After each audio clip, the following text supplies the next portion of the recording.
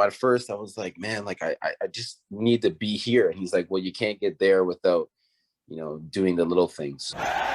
We were wondering if you have an unknown story that you think many people or not many people know about, or maybe something you haven't even mentioned to the media before. A story that I haven't told many people and a lot of people don't know about. So it's kind of like a story of like perseverance that I had and like one of the proudest moments of my life that I have, but I never really told many people. So beginning of 2015, I was like named the starting center fielder for the Blue Jays. Obviously that was exciting and, I was super pumped about it. And then I struggled, I got there and I kind of felt overwhelmed. I flew through the minor league system and I never really dealt with failure. And like, this was the first time I was actually failing, and I was failing at the biggest stage and I didn't know who to talk to. And being a professional athlete, people don't realize, like, yes, I have teammates and stuff, but to a certain extent, they're worried about what they're doing, what their family's doing. It's a team game played by individuals. I kind of felt like lost, like I was on an island. So anyways, I kind of got overcome by that. I got sent to AAA like in May. I continued to struggle there. I couldn't figure out what was going wrong. And, I was watching video and doing a bunch of stuff and nothing was working. And then they actually sent me to Double A. So they sent me to Double A in June. So I was like 2 levels away from the major leagues. And I had a coach there. So the year before I had started in Advanced A, and I went from Advanced A, Double A, Triple A to the major leagues. Like that like never happens. So he was my coach when I was in an Advanced A and he was in Double A.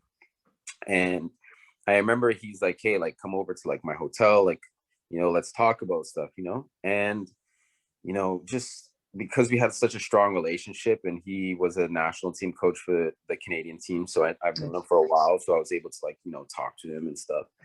And I just started crying. Like I was just like uncontrollably, like from where I was to where I am, like all these thoughts kept coming back in my head. Like, am I ever going to get back to the major leagues? Like, what's going to happen with my career? Like, I'm in Double A. Like, all these thoughts started coming in. And, he really just sat me down and he said, everything's going to be fine. Like, we're going to take it one day at a time. we're going to go back to basics. We're going to go back to like what you do well. Being confident every at bat, like focusing on the field, like every inning, every pitch, we're just going to focus on that. We're going to win every pitch. Like that was his mindset. Mhm. And, at first I was like, man, like I just need to be here. And he's like, well, you can't get there without, doing the little things. So every day I just grinded. I remember just every day I went to the field with a positive mindset, try to do the little things, try to focus on helping the team. And like I started to have success again. And everything was just going great. Like I felt on top of the world.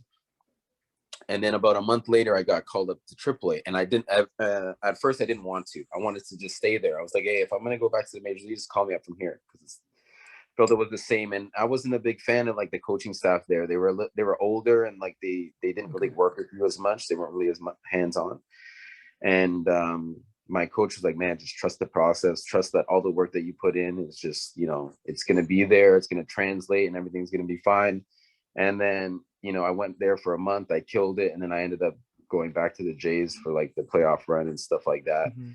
And then, I'm not, people that know me know that I'm not really an emotional person, but during that time, I was just super emotional because of just, I was literally at the top, down to the bottom, and then back to the top, and like, I think that, sometimes people would just roll over and quit at that point. But, I kind of felt like I was meant to be there, and I could do things to help the team, and I just needed to start believing in myself again. And I was able to contribute to that team during that playoff run. And a lot of people don't know that story because they kind of only know like when you're at the highs, right? Like they don't Right. really see when you're at the lows. And everybody goes through it and everybody struggles at some point. It's just kind of how you respond to that. And it's probably one of my proudest moments that a lot of people don't know about. Man, that's huge. First of all, I appreciate you sharing that with us and opening up there because I think with kind of everything going on, I think you kind of hit the nail on the head where you see the success stories and especially with quarantine and everything going on, you see people on social media. You can't really go out as much. I think kind of knowing that story and knowing like, hey, like where you are at today, which is super impressive. A lot of people from Mississauga are definitely cheering you on. there's a lot that went into that, and there's a lot that continues to go into that. And once you're at the top, it's hard to stay there. So putting in work Yeah. every single day. And I think that's really impressive that you were able to kind of have almost I guess like a bit of a reality check, but also have those people around you that really helped you out and kind of got you back on the big stage. And obviously a lot of personal work that you put in as well. So super admirable to hear, because you don't hear it from everyone. So again, thank you so much for Yeah. sharing.